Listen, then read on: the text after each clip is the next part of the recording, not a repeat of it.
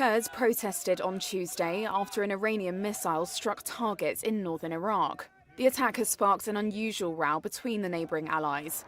Tehran insists the strike was intended to deter threats from Israeli spies. But an outraged Baghdad has responded by recalling its ambassador and summoning Iran's chargé d'affaires in Iraq's capital. Several civilians were killed and injured in what is Iran's first direct military attack in the region linked to the Gaza war.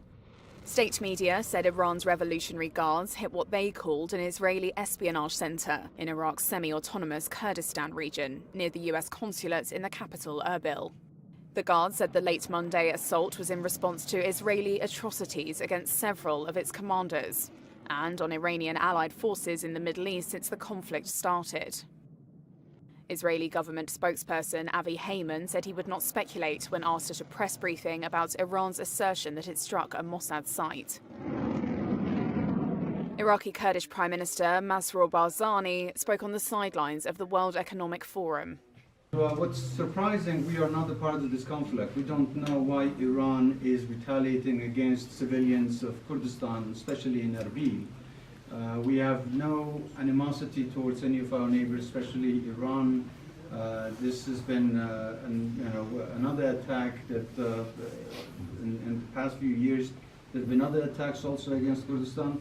We don't know what the reasons are, but all of the allegations that they have made are baseless. The strike deepens concerns about widening and worsening instability across the Middle East. The war between Israel and Hamas, which started on October 7th, has seen Iran's allies enter the fray from Lebanon, Syria, Iraq and Yemen. There's also worry that Iraq could once again become a theatre for regional conflict. That's after a series of US strikes on Iran-linked militant groups that also form parts of Iraq's formal security forces, in response to dozens of attacks on US forces in the region carried out since October 7th. Iraq's foreign ministry said Baghdad would take all legal steps against what it called a violation of sovereignty. Tehran said it respected the sovereignty and territorial integrity of other countries, but it was its legitimate right to deter national security threats. Iran, which supports Hamas in its war with Israel, accuses the US of backing what it calls Israeli crimes in Gaza.